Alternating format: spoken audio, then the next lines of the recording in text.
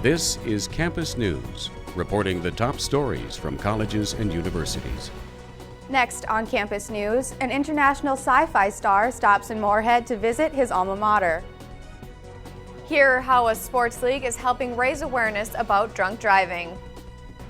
MSU Moorhead students are taking an adult spin on these childhood toys. But first, women lace up their combat boots as the military takes a big step towards gender equality. Good morning and welcome to Campus News. I'm Chelsea Smith. And I'm Macy Eglund. U.S. defense officials have opened up combat positions to women in the military. This new policy has the potential to impact thousands of female service members. Reporter Matt Gleason takes us to the Tri-College ROTC program where female cadets share their opinions on the change. They train side by side. And in the future, they'll fight side by side.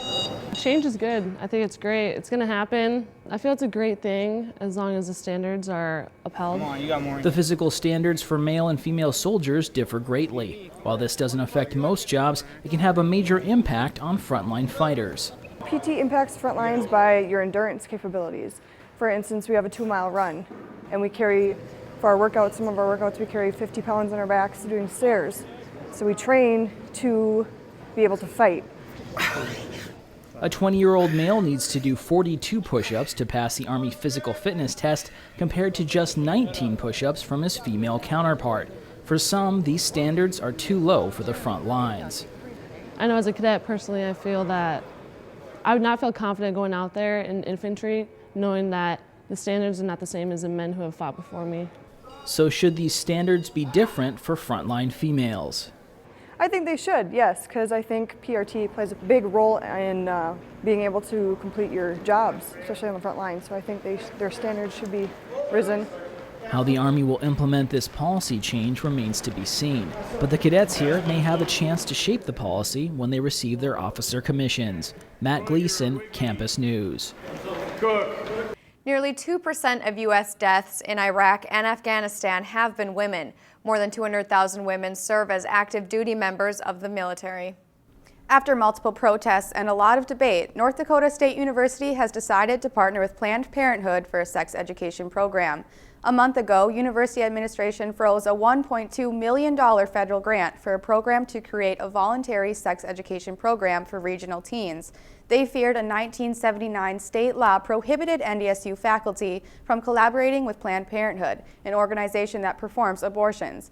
North Dakota Attorney General Wayne Stenjum pointed to a 1981 federal court ruling that declared the 1979 state law unconstitutional because it was at odds with federal law.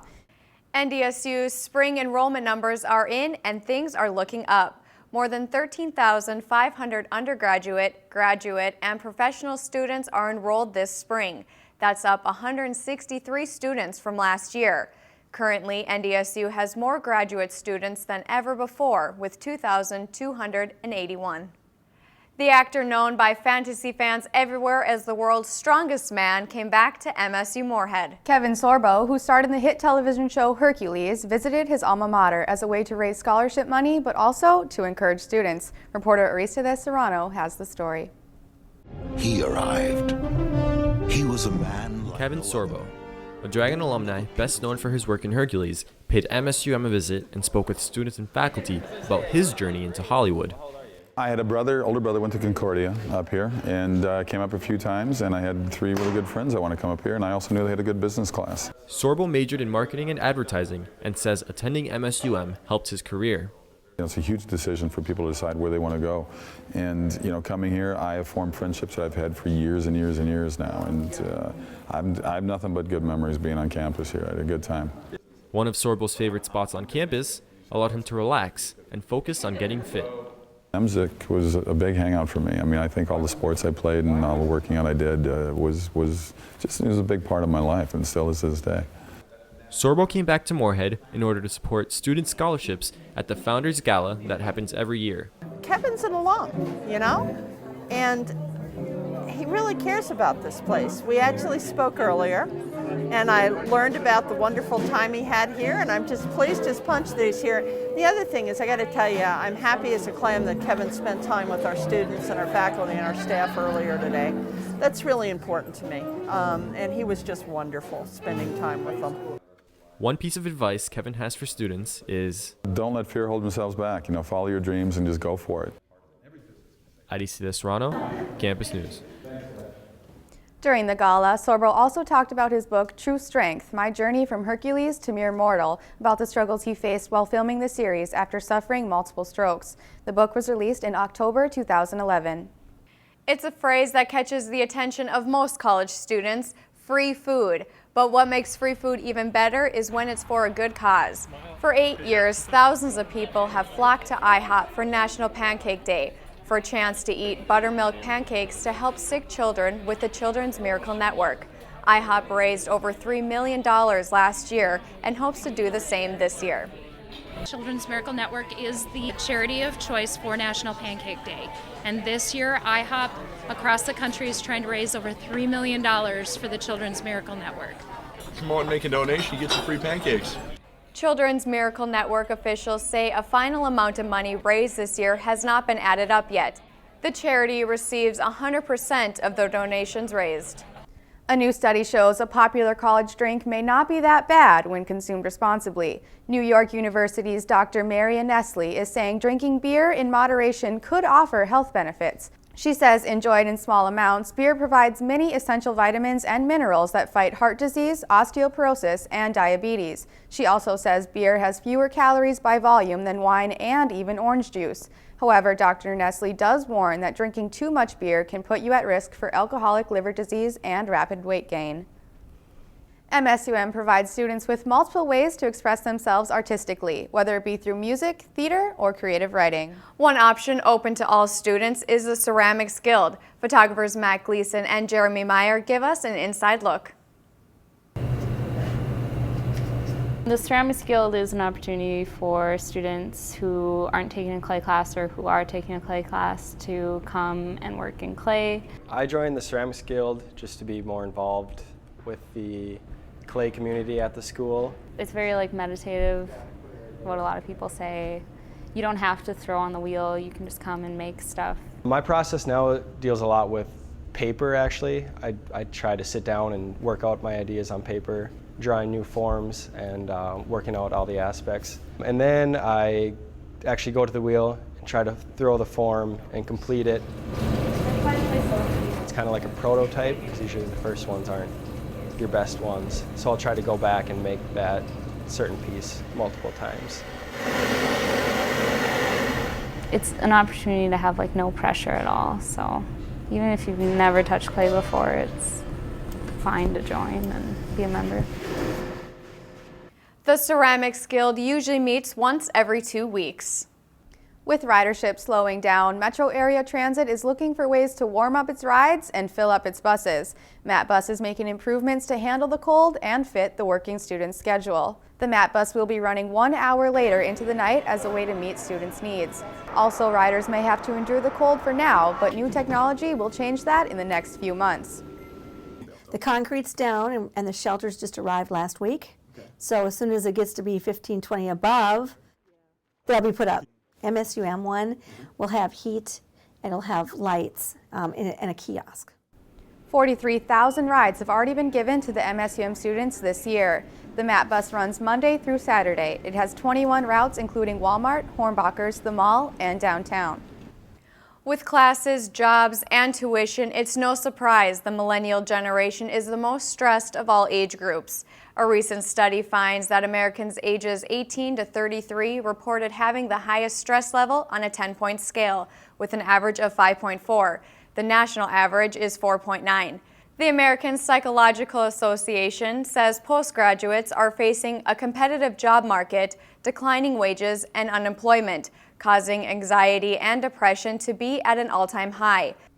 A drink that gives college students a boost may not be a healthy high for them. A new government survey shows the number of people needing emergency treatment after consuming energy drinks has doubled in the last 4 years. ER visits have shot up from 10,000 to more than 20,000 since 2007. This is the same time period energy drinks have grown in popularity in bars, convenience stores, and on college campuses.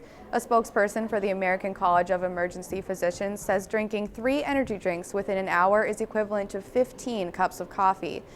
People ages 18 to 25 are the most common age group to be treated for consuming too many energy drinks, according to the survey. When the North Dakota oil boom has come and gone, what will be left? A lot of deserted man camps, according to research from UND. A team of University of North Dakota professors has been documenting the conditions of man camps in western North Dakota. With limited housing in the area, workers live in RV parks and smaller camps that lack access to water and electricity. Archaeologist Richard Rawson says the most primitive camps will leave behind the most artifacts for future generations to discover. Instead of dinosaur bones, though, there will be beer cans to find. A group of students from NDSU are working hard, preparing for a big competition this coming week. They have placed in the finals for their artificial jaw in the Students Innovators Competition on February 28th. Reporter Jackie Oman has the story. These college students from NDSU grew up in different areas in Minnesota, but they share the same interest, science. They're part of a team that has designed and built an artificial jaw assembly that imitates the mechanical and physical properties of a human jaw. It's a little bit oversimplified. You're going to have to cure in layers, and if you want to do it hollow, more steps, but that's the gist of it.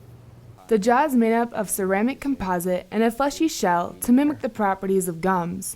The group says that it was tricky to develop such a dynamic jaw. The hardest part about building this jaw is finding the right material. After everything was in place, the team was well on their way to success and to take on the competition while still having fun. It's been a good experience because I get to learn the side of engineering and they get to, see my input, and at the same time, it's just a great working force, and we've gotten a lot done in the last few semesters. So. The team has already made finals and is hoping for a big win this coming week. The group members say the competition has a lot of other talented students, and they are looking forward to see what they can accomplish. It's been a struggle, but we think we got it down. Reporting at NDSU, Jackie Oman, Campus News. Michael and Andrew, along with one other group member, say they do not have specific plans for their product besides trying to make it mimic a real human jaw. The MSU Moorhead community recently got a chance to hear from 5 Stanford health professionals with insight into how breast cancer impacts women.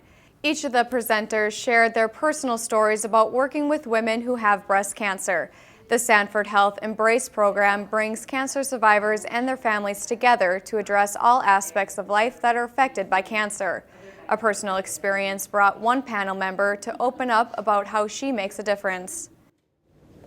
My sister has a history of a brain tumor 35 years ago, and she's been a big inspiration to me. It's been my calling ever since.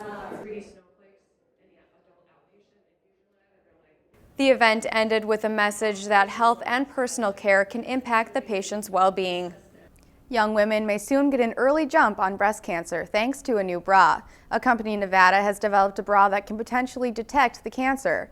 The high-tech device is placed inside a bra and collects data about changes in breast tissue. This innovation could have a huge impact for younger women when it's harder to diagnose breast cancer. Breast tissue in younger women is usually more dense, making it difficult to feel lumps. Breast cancer that strikes younger women may also be more aggressive, so early detection is often crucial. After high school, many of us flinch at the thought of physics, but an organization on campus is working towards making science more enjoyable. Reporter Brian Ashburn has the story. Although it may look like magic, this is all science. When they get warm, they tend to be bigger. MSUM's Society of Physics students held its second annual demonstration show on campus in order to teach kids You can kind of see the vapors if you look very closely. how much fun science can be. It's a fantastic idea to get kids enthused and excited about science. These physics students had smashing success See what happens. hyping up the kids through their entertaining experiments What are you trying to show us here, Meredith? The new way to scramble eggs? Yes. that had the audience on the edge of their seats. The kids said they had a blast and that it was an event they'll always remember. I took a video on my camera. Once they saw how much fun physics could be, there was no question what their future plans were. Be a scientist. After the event, kids got to ask questions Yeah, hydrogen's always more flame. and experience firsthand It becomes liquid again. The Mesmerizing Ways of Science. With photographer Hannah Corey, Brian Ashburn, Campus News. The Society of Physics students puts on several events throughout the year, including a science camp in the summer. A group of MSU Moorhead students is using a delicious candy treat to help spread awareness of a deadly disease. Lutheran Campus Ministry is passing out tubes of M&Ms to students to promote its malaria fundraiser. After the students finish their sweet treat, they are asked to bring back the candy tube filled with spare change. LCM is happy to see the support from the students and how many candy tubes have been returned. We've probably gotten about 1/4 back so far, and they've, the people that did, got another one so they can do it. And I'm really happy that we created something that can get the students involved with something as big as this. The donations raised will help buy mosquito nets and vaccines to prevent the spread of malaria. The group's goal is to raise about $1,900. They have collected $300 so far. If you mix Sesame Street and The Simpsons into one musical comedy, you will get Avenue Q. The play is set to take the Fargo-Moorhead area by storm. Reporter Nor Alamron gives us an inside look at what's to come. As they do on Sesame Street, puppets mingle as equals with humans in Avenue Q. Avenue Q features 20-something Princeton who is trying to find work, love, and a purpose in a low-rent block.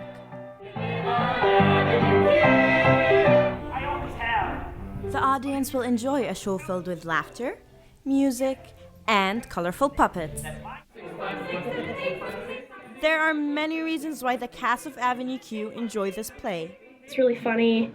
It's really naughty, but it's hilarious. It was wonderful. I'm really excited to be a part of this whole show. It's really funny, and I just enjoy the script and the music so much. It's been a lot of fun. It's been a lot of fun to learn how to manipulate a puppet and how to and to change your voice and to all this fun new things I didn't really know before. Oh, please don't hang up. Please, please. How am I supposed to live? Don't let these cute puppets fool you.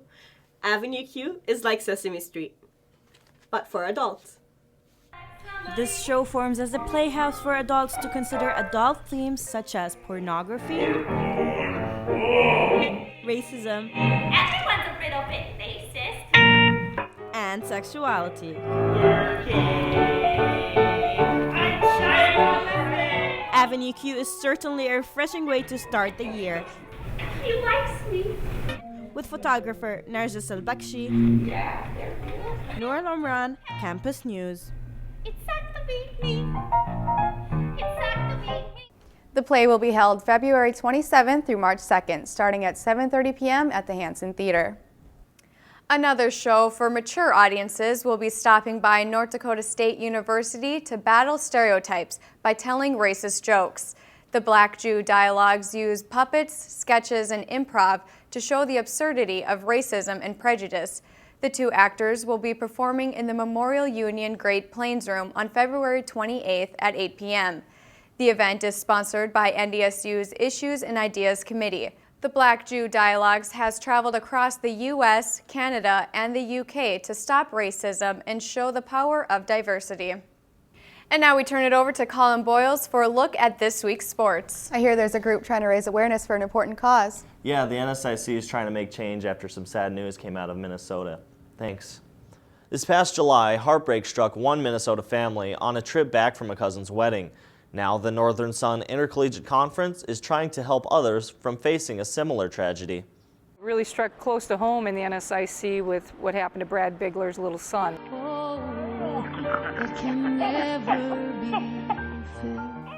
It's moments like this that the Southwest Minnesota State head basketball coach won't get to experience again with his son. People always say kids should never die before their parents. It's the wrong thing. It's not supposed to happen that way.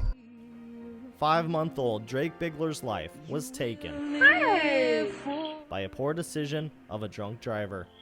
It's really sad what happened to the Biglers, and our hearts go out to them and everything. But yeah, it's something we have to change. I mean, if we don't want that kind of stuff to happen again. The Northern Sun Intercollegiate Conference is trying to do just that. They put on an event called It's a Slam Dunk, Don't Drive Drunk to raise awareness for tragedies like the Bigglers. Fans, athletes, and coaches all could sign sheets pledging not to drink and drive. I signed mine in Fayette. So yeah, I think just one more thing that we're doing as a league and as an institution to really be good partners with the community. After signing the pledge, everyone was given a bracelet with a message. It's Slam Dunk, Don't Drink Bigler, and I mean, just seeing that can be a reminder, and that can be that can be the only push you need to, not get behind the wheel. Hey buddy. The NSIC is doing its part to stop others from having to live through tragedies like the Bigglers. I don't think anybody can understand the spectrum, even come close to understanding what they're going through as a family, and they will continue to go through because it's just something that will be lost forever for them. Do you love baby Jake?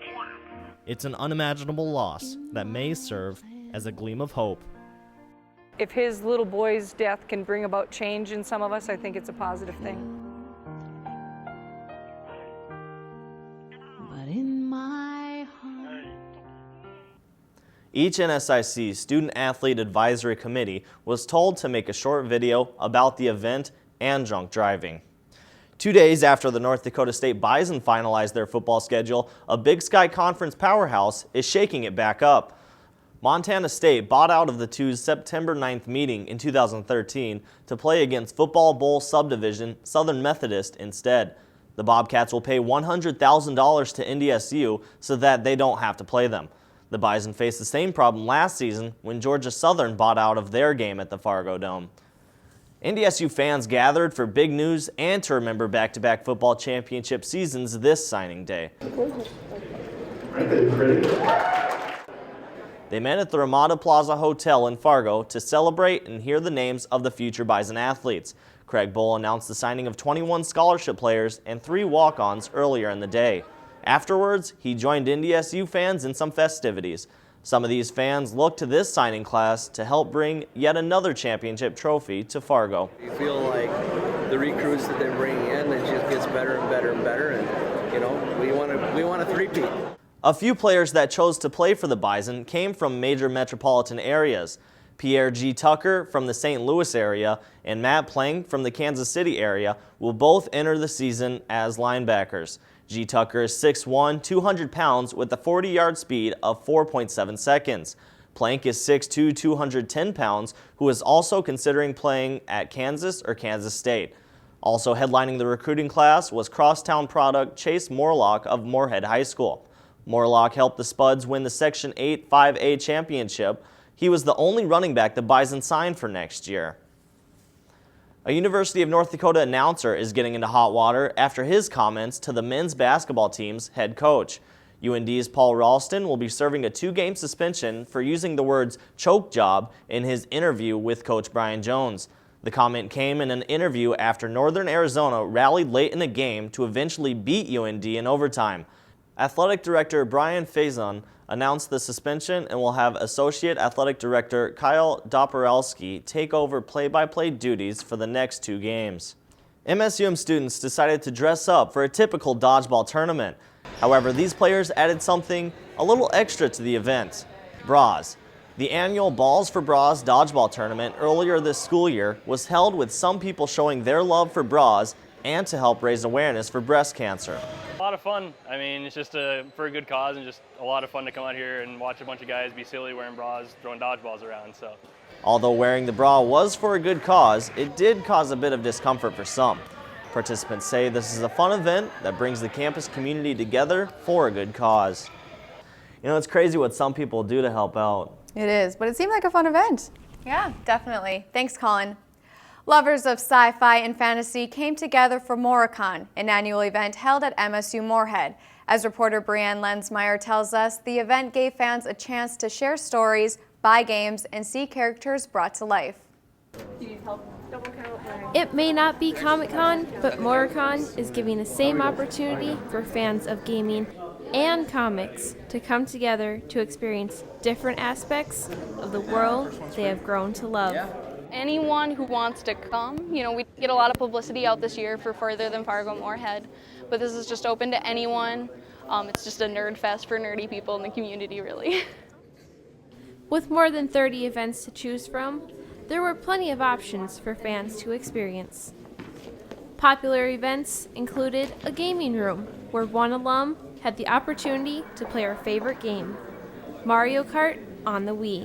It has become a great day just to hang out with friends and let your inner geek out and just enjoy being with other people that like the same things you do. For one student, it was the opportunity to showcase the work she has done in creating her own costumes of her favorite characters in the cosplay masquerade competition. When I was a lot younger, I liked looking at like people doing cosplay, and I loved dressing up. And when I got older, I paid for a couple of costumes and it wasn't what I wanted, so I decided to start making them myself. And I've been doing this for about 5 years now. It wasn't just about attending events, but lovers of sci-fi and fantasy were able to buy their favorite games and memorabilia. Most people don't know we exist. You know, oh, I didn't even know that was there, and I didn't know they sold this kind of stuff. One of the highlights of the day was the silent auction, where fans were able to bid on their favorite items, including DVDs of their favorite shows. And at the end of the day, these fans left with many wow moments to remember their time at Moricon. With photographers Dion Michelson, Brianne Lensmeyer, Campus News. Organizers say Moricon is a mini version of San Diego's Comic-Con, but it gives students at MSUM the opportunity to have their own event right on campus. And that's it for this edition of Campus News. We leave you with a look into a new street dance fitness class at the MSUM Wellness Center. Thanks for joining us, and have a great week.